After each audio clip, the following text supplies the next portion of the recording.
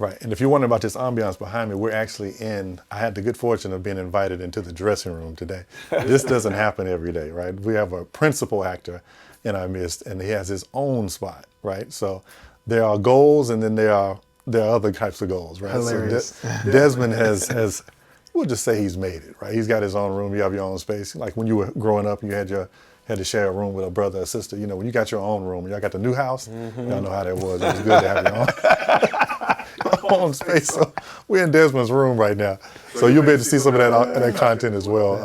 Just stay tuned for more footage. But Desmond has basically just progressed. And so you talked about it a little bit earlier, but for those that don't know your journey, at least on the acting side, because if they want to know the full journey, you need to actually go back to episode 1 with Desmond. Go back and catch his original episode when we first talked. He talks a lot about his life story, his matriculation from Little Rock, Arkansas to Broadway, literally. So catch us up. If we pick up right where we left off, Desmond, how did we get here? Hamilton is where we were at the end of that episode. Yeah. How did we even get to Hell's Kitchen? Hamilton was this 5 year. I was with the show on tour for 5 years.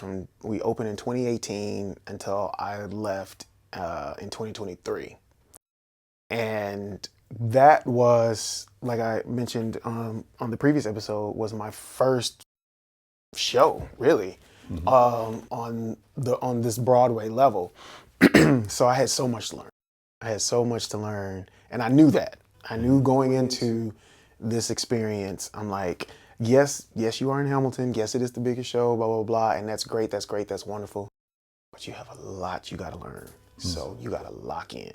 Yeah. And that's the posture that I took. Okay. Because, some people, get the opportunity and they let the opportunity cloud what the moment is. And I didn't want that to happen, because I knew that there was a reason why it was Hamilton and not like Dr. Seuss or some, other smaller show that would be my beginning. Yeah. Hamilton being my beginning, my first show, that's not by accident. That's not, that's on some divine type of, type of level. Right. So me coming into it knowing that, I'm like, okay, let me find out what it is that I'm supposed to do here. And that's learn how to act.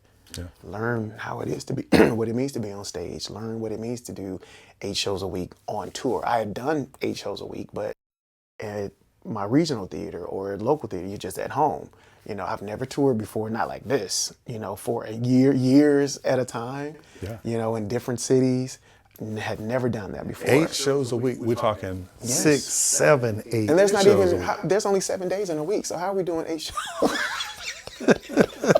What do you mean? But yeah, and having to, costumes, and Hamilton costumes, these costumes right here are great. These are just regular clothes. Those Hamilton costumes were specific for the period. Of the 17 and 1600s, where everything was cotton and everybody wore 5 layers of everything. So we did too. Wow. In the show. Under the lights. Dancing and singing and hooting and hollering, you know what I mean? So, but no, learning what it is to be a storyteller, learning what it is to get into character. And at that time, I was an understudy, so I'm playing multiple characters who are all different from each other. Yeah. So now I have to play different characters. Yeah. So because I didn't go to school for theater, because I didn't go to NYU or Columbia, Hamilton was my NYU. Hamilton was my graduate, my performing arts, all of that. Okay. That's how I treated it. Okay. And because I really feel like because I treated it that way, and I was the student, and I learned, and I kept learning, by the time I left Hamilton and was cast in Hell's Kitchen, now being a lead in the show, it all started then. It didn't start with Hell's Kitchen. It started with my attitude when I booked Hamilton and said, let me learn what I need to learn and let me get out of this what I need to get. So when I move on to whatever's next, I'm already ready. Already ready. I'm not like, what is this? I didn't pay attention in class, you know, and now it's time to work. You don't know this? You were in Hamilton for 5 years. Why don't you Right. know this? You know what I'm saying? I didn't Right. want that to be my story. Exactly. So when I showed up at the HK scene, having already did the drill, the you know, the drilling and the hard work and all of that, showing up here and they're like, oh, you already know, oh, he already knows how to do this. Oh, we don't even have to tell him how to do it. Wow. Okay, we see you. And I started in this show as an understudy. Really? Yes, I was an understudy. That was going to be one of my questions. So, yeah. but I didn't stay an understudy long. I was, you know what I'm saying? Because you studied. Because I studied.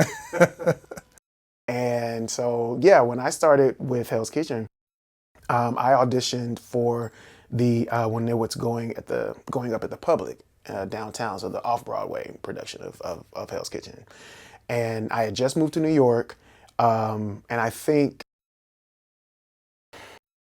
probably within just a couple of weeks of me actually having moved to New York, Hell's Kitchen was one of the auditions that I had that my manager had lined up for me, and went in, and like the cast was already announced, like the playbill announcement had already gone out. Hell's Kitchen opening up at the Public, and I'm in auditioning. So they are looking for we need understudies. We need Right. So my first day of auditioning, I already knew who the cast was, and so when I saw that the lineup and the character that I was understudying was played by Brandon Victor Dixon. And he's a Broadway veteran, legendary in New York. So I was like, oh, this is who I'm auditioning to understudy? Oh, this is going to be cool, you know. Because, to be able to understudy someone who's like, Tony nominated, been in all the shows, I'm like, this is another time for me to learn, another time for me to take notes, another time for me to see what it's like to be a leading man. Because by this time, I know that I'm a leading man.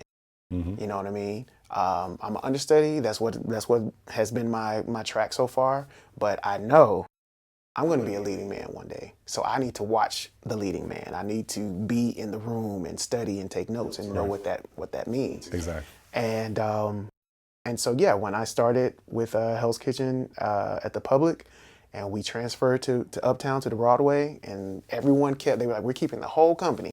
Everybody's just keep their same role. If you choose to come, some people didn't.